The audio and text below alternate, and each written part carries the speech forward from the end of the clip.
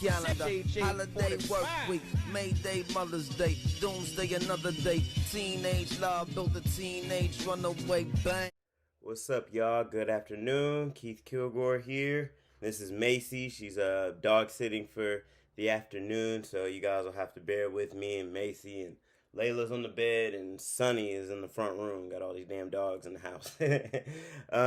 But welcome to week 3 and week 4 of the training block videos that I'm posting up on here. Very grateful to be able to do this and be able to share some of this, and it also helps keep me accountable with my own training. It's really been a lot of fun. So, as you know, last week I ran just only about 30-40 miles. I went to Sedona, kind of got to run a little bit out there, and then I ran in the Coconino Forest, which was very, very fun. I wanted to run out of there after watching, videos of the Coconino Cowboys and all kind of stuff like that. So those trails are a whole different game, man. Like a whole different just vibe. I loved it, man. I really loved it. I really look forward to going back. After that, I ran in Sedona for about 4 or 5, maybe 6 miles even. Did that, and then that was mostly like a little uphill, a lot of easy red rock running. Then the Coconino Forest, I did a 4-mile run that was just a climb, just a straight up climb, and that was a whole lot of fun and some altitude too. So it was good for you to be in some good shape and still run up there. That just shows you, the fruits of your strength training come into life, and not just in weights. It's your running strength training. Helped improve your economy as well, running uphill and things like that. So that was a really good warm up on the day of the race. So first off, nutrition on point. I took the goo gels, which are going to be at the Ray Miller race. You want to go ahead and research what items and food are going to be at your race, so then you could train with that stuff. Your stomach needs to be trained just like your legs, just like your lungs, just like your heart rate, things like that. So you want to be able, if I look and I see that there's going to be goo gels and stuff like that, then that's what I went and got, and I use those every 45 minutes. Now, this was a 50K race out in Arizona, so it started during the day and then ended at night. That was some good training at night for me, just to see that, it's a whole different game, especially when you don't know the course all that well. I didn't know where the uphills were. I couldn't remember where the aid station was, and just all the stuff that, can go wrong. Not exactly went wrong, but it was a lot of learning lessons. So then when I was running the first 15 miles, I was in the second wave and caught people in the first wave. You know what I mean? So I was running really good. Like, I think I was in like 4th or 5th. Got all the way up to like 2nd or 3rd. And then, man, my feet just started acting up, man. And I know exactly what it was. It was wearing those Nike Terra Kygers. Those are just not built for anything over like 15 miles or so. It's really good for speed work and good for tempos and stuff like that. But I just learned that, those do not bode well for going a really long distance. But lesson learned. So I went ahead and went out to Roadrunner and got me some Speed Goat 4s, and those are a whole different feel. So never be afraid, man, to try to invest yourself and invest into your shoes. That's enough of that. So doing that was a lot of fun. Then after, my feet were pretty done, so I took about 3 days off, which was a good idea.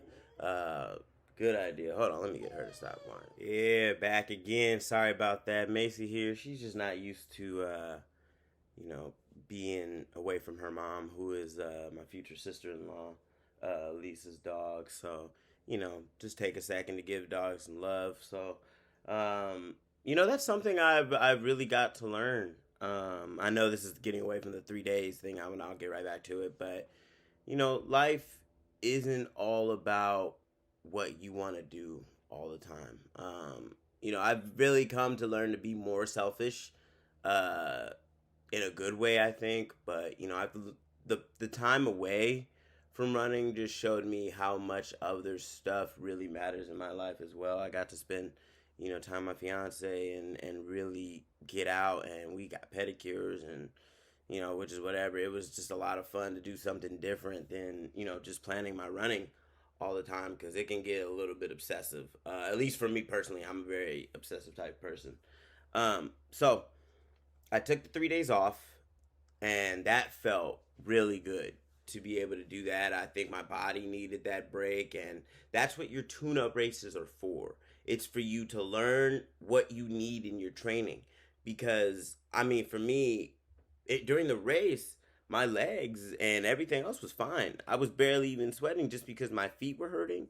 I had to go slow, and I knew that wasn't my peak race, so I didn't want to do any more damage to them than maybe had already been done. So that's also something that when you get older, you need to realize which races for you matter the most. I get everybody's competitive and everybody wants to do this. Everybody wants this medal and podium every single race, but theoretically, you don't always have your best days. And it's good to save your best days when you really got to dig deep for that race that really means the most for you.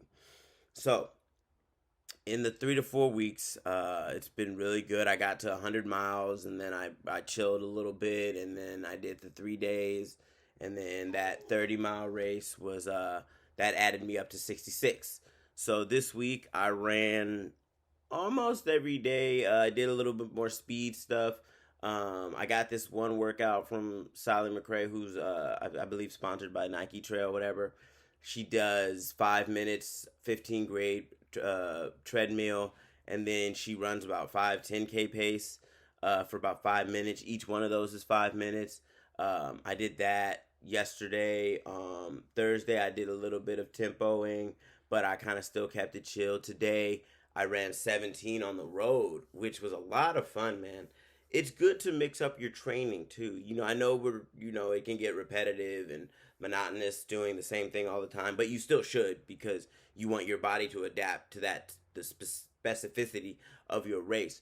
But sometimes it's good to just wake up, have a cup of coffee, put your shoes on, and head outside. And I feel like the music was on point, the playlist was on point, the weather was on point, my mood was on point. It was sunny, it was beautiful. That's one of the perks of living in Cali. You know what I'm saying? Really take that time to give yourself that grace that's needed during your training, because even though I believe your training should be hard and disciplined, and it shouldn't be you banging your head on the wall and shit like that. It really should be about you having fun sometimes, because your body needs that, your mind needs that, your soul needs that, your health needs that. So doing that stuff really goes a really, really, really long way. Macy, come here. When you do that, you really give your body time to adapt as well.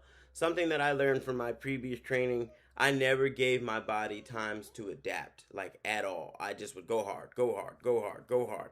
And, that was fun for a while until, your body just says, that's enough of that.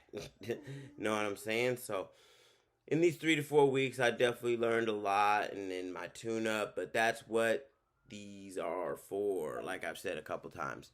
You got to make sure that you train your stomach, train your legs, train your mind. Training the mind is one thing. When you know that you've done this distance many, many a times, you start to know exactly what you need. When I got to about mile 23, I was hurting my feet, and I just had to slow down, and I just did little mantras to get to the next mile. So I was like, okay, I'm gonna do 23 for Jordan. Then I got to 24. Okay, 24 is for Kobe. 25 to stay alive. 26. I forget what I said there, but then I got up to like 29 because that was my homeboy Josh's birthday, who was running with me. he bonked pretty hard like earlier earlier in the race, but to be expected. It can be tough out there. Running with the headlamp I thought would be a problem. It ended up not really being that much. Just knowing that you need to know the course a little bit. This one was kind of a faster course, so it wasn't that hard, but it still had a gradual climb in it that was around 1,000 something feet.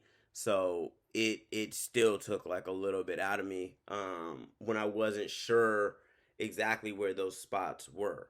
Um, Other than that, man, it's been really good. So this upcoming week, I think I'm going to get right back to kind of strength and speed work a little bit. So I think tomorrow I'm going to just run 10 miles, very easy to start my week good. Tuesday, I'm going to do some rolling hill repeats. There's this thing, it's the Lindmere Trail out here in TO, which is Thousand Oaks. I'm going to go out there and run some repeats. Then on Wednesday, I think I'm going to get a nice middle distance run. I've been running Los Robles to Rosewood, which is like 12 miles, 2,200 feet. That's been a lot. I really enjoy that. It's a little repetitive, but, it gets the job done in terms of running and helping with my economy and running with strength. May even do that with a vest on. You feel me? I might go ahead and throw that vest on and see what the strength is really looking like. You know what I mean? So Thursday, I think I'm going to do a nice, good tempo run. Get out there. Come here. Get out there and run some speed. Maybe for 5 to 8 miles. It just depends how I feel that day. Friday, take it nice and easy. Saturday, get out there and run probably a good speed workout as well. Maybe even just get up and do some hills. Just go up and down, up and down. Helping with my strength after a hill is really my main goal, because the Ray Miller 50, that one is just a lot of incline and then a lot of flat and a lot of incline. So I want to be able to train my body to go from climbing to speed, climbing to speed. I have one more tune-up race. That's October 30th. I'm going to be doing that. It's called the Hiawatha 26. It's the 26.2, a marathon. So I'm going to run that. I think I'm going to try and run that a little bit faster, but I'm not going to dig deep. I just want to see where my body and where my speed are. Maybe make it like 13 miles easy, kind of a steady pace. And then the last 13, I think I want to try and tempo it.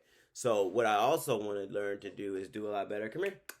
Is do negative splitting, because I've noticed that I tend to start a little hard, and after that my body starts to break down a little bit, so that's something that I know I need to work on. I think negative splitting for me could be a really good thing, because I've got some pretty good speed. I have a great kick when my body is up for it, but nutrition wise and knowing when to do that is something that I still need to personally work on. So, hopefully in this 5th week, I can do a lot of that and hoping to learn. So, me and Macy are going to go spend some time together. Thank you guys so much for watching.